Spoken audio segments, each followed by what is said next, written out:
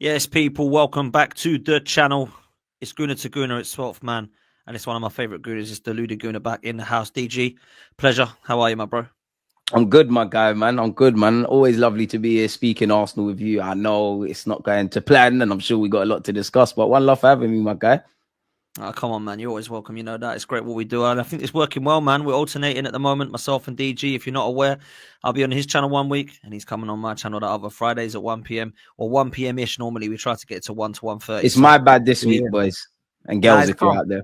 Come on, man. We're all busy people, aren't we? But it's a pleasure to have you on, man. And we got to talk One love. Arsenal. And in the moment, bro, I'd love to say that we're going to be talking about how we're favourites for the Premier League, we're favourites for the Champions League, we're still in the competitions domestically, but we're out of both the domestic cups. It looks like we're out of the title race, and we are hanging on a thread when it comes to squad depth right now. Look, I wanted to chuck on the Premier League first of all, and there's a kind of stat on AFC stuff at the moment which shows our Premier League season so far of 27 games with 11 to go. We've had 15 wins, 9 draws, 3 losses. We've scored 51 goals. We've conceded 23 goals. We have a goal difference of plus 28, and we have 54 out of 81 points. We are in second place with that. Now, I think if we win all of our games, we can finish on 87, which would be 2 adrift from last year. But that's if we win every single game. And at the moment, it doesn't even look like we're going to be scoring goals, let alone winning games with the squad that we've got. Look, I look at the situation of 9 draws and 3 losses, and that is where it's killed us. Not the 3 losses so much, because you can lose 3 games and still win a title, right? It's the draws that has killed us. And draws in a title race kills you, bro. I look at the draws going for a top 4 race, and like we see in the table, we'd comfortably get top 4 if we would continue our form for the next 11 games. But we wanted to go and win the title, and it looks now like we've completely dropped the ball. What are you telling me about this title race right now, DG? And why do you think, if it is over, what do you put that down to, bro? A man said, if it clearly is over, man. I know some people are doing the mathematics, and I guess until it's mathematically impossible, keep going. But how long you got, Dan, man? You said a lot of points there as I was listening to you speak, in which I've got nothing more to add. It just tells us what we know. I know many fans, first and foremost, sorry, my alarm's going off. Many fans will look at and say, oh, at least we're not like Spurs. We're not like Chelsea. We're not like United. That's the whole point. We don't want to be like that. Why are we looking down? Why are we looking down? We should be looking up. That just tells me what I've known the previous 2 years, that regardless of how these 3 years have panned out, whether it's been injuries or whatever, which these are all valid reasons, we haven't got over the line. That's the only thing I care about. We haven't got over the line, because what we've done in the transfer market, for the manager not arresting what he needs to arrest tactically, of course, it's been confounded by injuries and stuff, but it's just an absolute mess. Now, as you said there, it's not so much the losses. Nobody wants to lose. And yeah, the way we lost those 3 games, what was that? Newcastle away, Bournemouth away, and West Ham recently, we was lackluster. I think some of that comes back to the summer, because our players are spent, our players are, I like our manager, when it's crunch time moments, let's be honest, they crumble like they've done in the cup competitions. The draws are obviously annoying. You can't win or lose. You can't win every game, but we've not held on to leads. And sometimes it's been a bit cruel, the City game and, all of those. But then you have the Aston Villa being 2 goals up and then not coming home with the 3 points. It's those fine margins that our players and our manager love to waffle about, that we need to be on the right side of it, which we haven't done. That's why we're in this situation. You look at Liverpool at this moment in time. I know some fans don't want to give them a guard of honor, don't want to do this, that, and the third, yeah. But sometimes you just have to give them their credit. They were better than us. Fans looked at it and said, a lot of fans didn't have them in their top 4 predictions. They said Salah can't bail them out every week. They're going to get injuries, new manager, this, that, and the other. And they've seen all of those questions, knocked it off, and done what they're doing. Winners win and losers explain. We've created our own issues. Dan, you watch Arsenal, you go to Arsenal. We speak about Arsenal on and off air all the time. We're in this mess because we're in this mess. This is no different beyond the obvious from last season. We knew we didn't have the quality up front and out wide. We knew we didn't have enough depth. We knew we struggled if Arteta went in with a plan A and didn't have something else to do.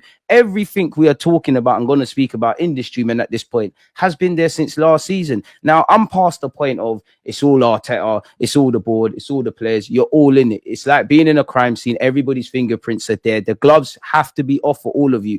I don't think Arteta is going to be sacked, but I'm not even necessarily saying I'm at the pitchfork stage. But you don't have a leg to stand on. If he goes, I'm not crying. Like there's everything needs to be fine tuned. For one moment, it looked like there was stability at this football club. I'm sure you're going to ask ask me about it, but we don't know what's going on with the sporting director. We've missed the ball in the 2 transfer windows. Our players look spent. Some of them don't look like they're built for it. Our manager, despite the injuries and things like that, isn't trying anything new. I don't know about you, Dan, but I actually like, in theory, the inverted stuff. But is it any surprise Kieran Tierney's overlapping? We're getting a bit of joy. And look at what we're celebrating. I'm celebrating a Kieran Tierney cross, Calafiori, who shits defensively, even though I like him, hitting the post. That's all we've got to waffle about. And I know Arteta is scared because he's now starting to experiment with Zinchenko properly in midfield.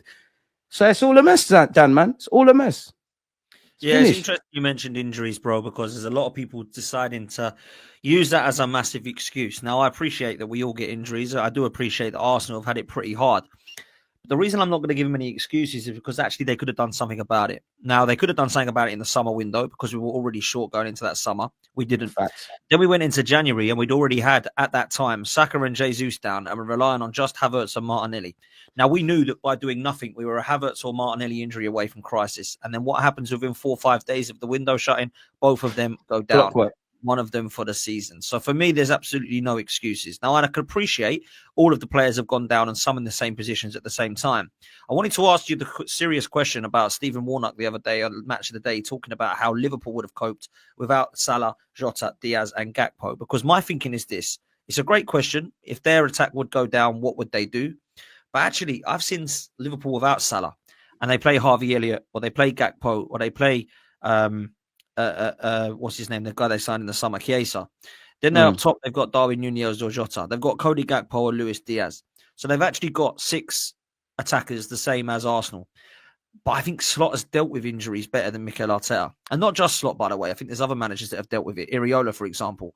You've got the Brighton manager has dealt with injuries. They're the 2 teams at the moment who are top of the league when it comes to injuries. They've had the most, and look at how well they're doing. Yeah. So there's no excuses for them. Poor them injuries are. But then you look at when Mikel Arteta comes out and says, we should be mid-table and we should be out of the Champions League with the injuries that we've had and the red card decisions we've had and the VAR decisions we've had. I'm looking at them and I'm thinking, wow, you're deflected literally everything away from yourself. And the arrogance of the man to say that because of me, we're second. Like, hang on a minute. Let's make sure you stay second then, because you might not. The way things are going right now, maybe he's preparing us to expect that we're going to be probably finishing around about 7th or 8th then. Because if he believes that we should be mid-table, that's what, 8th to 13th is mid-table? Where is he expecting us to finish this season? So they're the problems I've got. And I look at the Stephen Warnock situation and I think, yeah, it's a great point. But I have seen Liverpool have injuries this season. And they've covered Alisson. They've covered Jota. They've covered Van Dijk. They've covered Kenyatte. They've covered Trent Alexander-Arnold. When they have got injuries in their midfield to Szoboszlai or Jones, they've covered it. When they have got injuries to Cody Gakpo, who's been out for the last few, they've covered it. So for me, I'm thinking, yeah, they're still top. They're still in everything other than the FA Cup. And they're still favourites to win the Carabao Cup, the Premier League, and they're one of the favourites to win the Champions League right now. So what's their excuse? And lastly, we didn't have injuries last season and we didn't win it. Liverpool had all the injuries under the sun. And they weren't making excuses about, oh my God, we haven't won the league because of our injuries. They said, didn't do with them good enough. So why is it one rule for us and one rule for another? These injuries, I don't have much sympathy for them because we did nothing about it in the summer or January transfer windows to prepare us. We went into the season relying on the likes of Thomas Partey, Tomiyasu, Jesus, who we know are always injury prone. We went into the season knowing that by selling Eddie, Vieira, Nelson, and Smith Rowe and only bringing in one not player, replacing them. We haven't replaced them. We're not good enough in terms of bodies. So, I don't get it, bro. I don't know what your thoughts are about the injury situation at Arsenal and where you're kind of is it an excuse? It's not an excuse. Injuries happen with everyone. Like you said, crucially, we saw what one injury could do for us in 2022-23 when Saliba went down. We still had a couple of injuries last season, but we had a clean run. This year, obviously, in theory, I've got sympathy for the players getting injured, but this is predictable. And for me, it's irrelevant.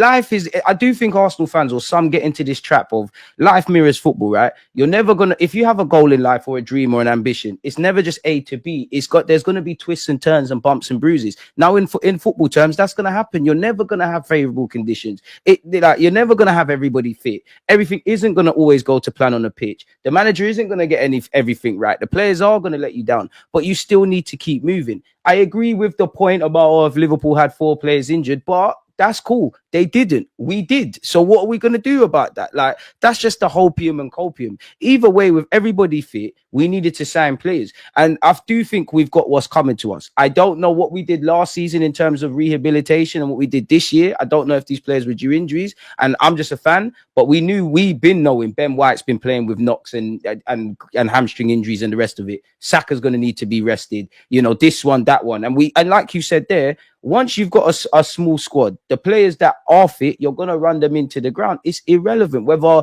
Arne Slot has done good in terms of keeping his players fit, whether he's had the options available. That's great for them. That's just a shot that some fans are trying to take to console their pain. It's irrelevant because it's not us. It's not us. Why don't we look at what we did? Now, had we have acted in the transfer market, you could caveat that and say, if we got 2 extra attackers, we might have had a bit more options available to us. Or we could say the same thing would have happened. Then I would say, you know what, fair play. You proactively tried to go about a situation, but we didn't. What we face right now merely just highlights what Dan, me, I'm sure a lot of people in the chat, and just any effing Arsenal fan, even the ones that do the toxic positive thing in their hearts, know was going to be something that could happen. And for me, I'm past that. Injuries happen. Players get injured. Players need to be rested. The manager said, whether he's involved or not, the manager said at the beginning and end of last year, we've got one of the smallest squads. If nothing changes, nothing changes. So it's gross negligence from Mikel Arteta and everybody that has a hand in this squad building. I'm not with this he say, she say stuff anymore, Dan,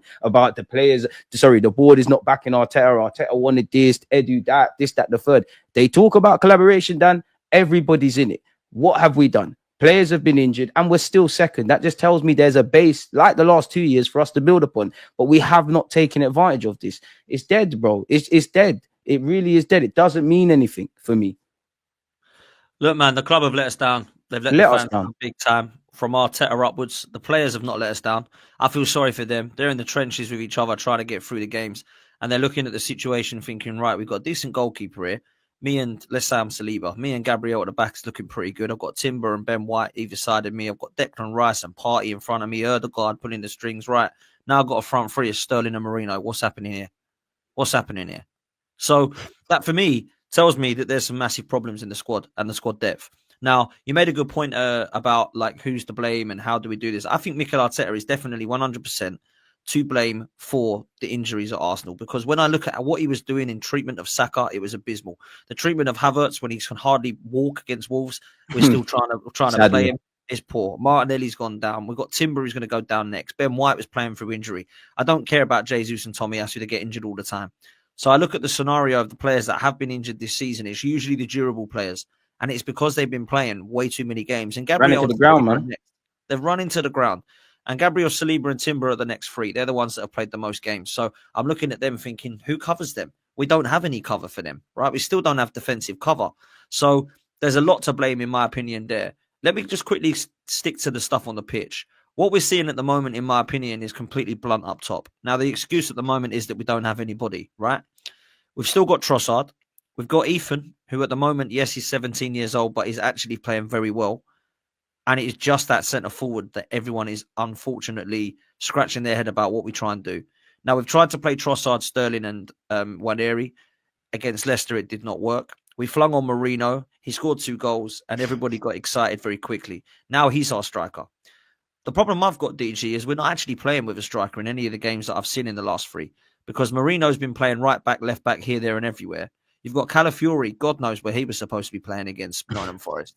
Kieran Tierney and Zinchenko had stints up front, I thought, against Forest, from what I could see from the tactics of the team.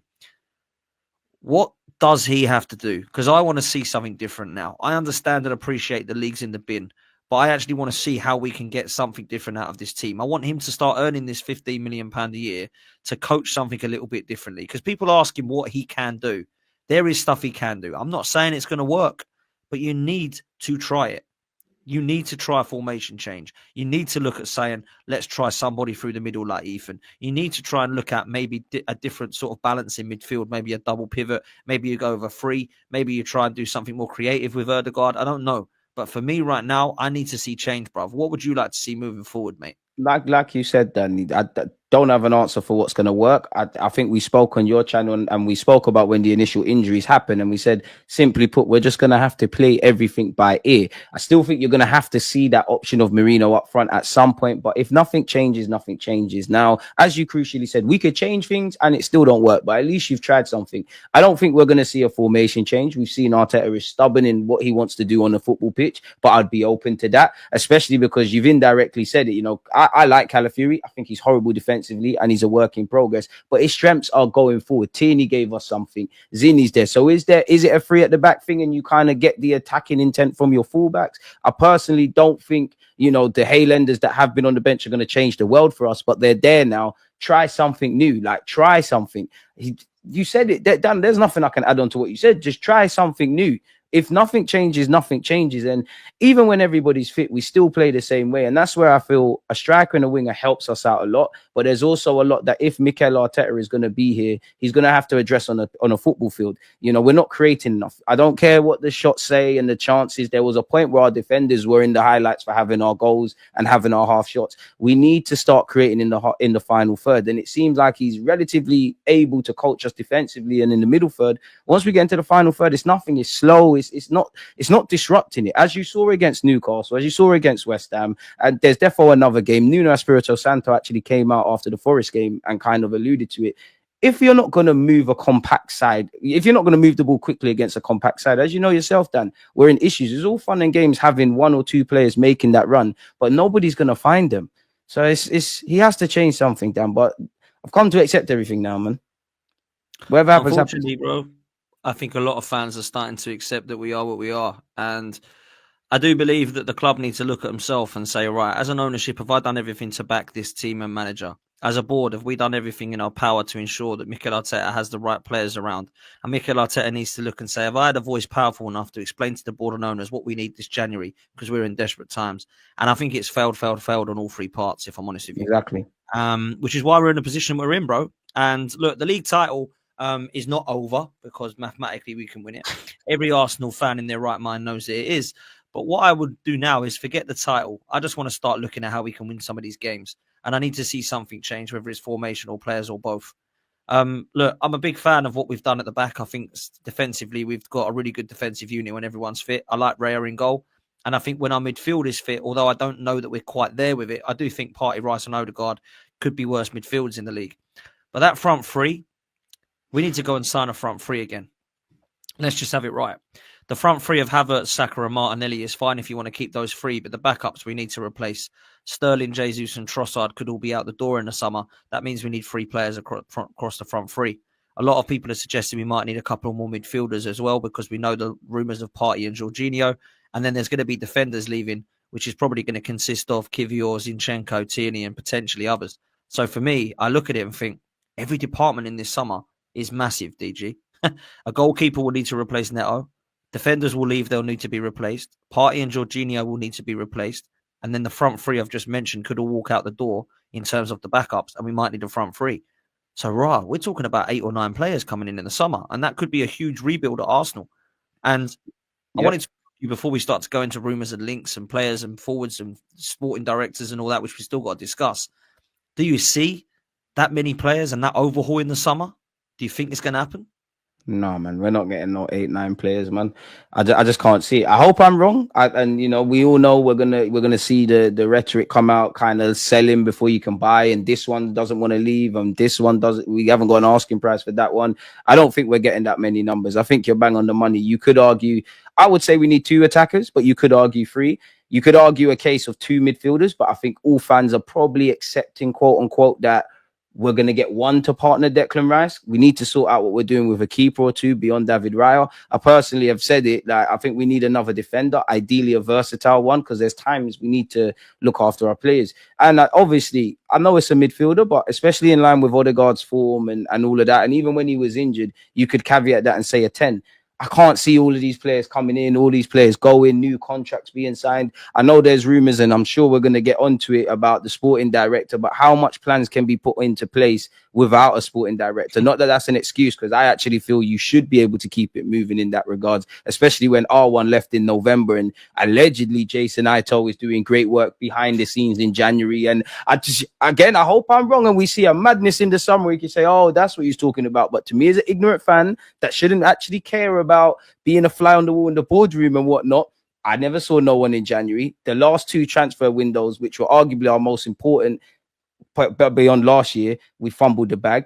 I hope it's third time lucky. But for me, Dan, I'm at the stage, honestly, seeing is believing. I'm only going to believe players are coming in when they're actually here. I'm only going to believe we're getting rid of players that are past their sell-by date when they're actually gone. I'm actually only going to believe we win a Premier League title when me and you, I say, yo, Dan, well, God, and we're at Islington and we're watching them actually lift it. It's show and prove now, man, for everybody at this football club, man. Like, it's a shame because we're still second. Like, we still have a base, and it's a third year in a row where just missed it, just dropped the ball, and a lot of it's self-inflicted. Credit to Liverpool, but in our hearts, we didn't put our best foot forward. And kind of what you were saying, like, everyone connected to the club is let them down and let us fans down, really. Yeah, Liverpool can't believe it. They've been used to going up against Manchester City right to the wire. We're used to going up against Manchester City right to the wire. And when either of those teams have been flying up in front, there's been that blue shark behind them, or there's been the blue shark in front that we're trying to actually try and hunt down.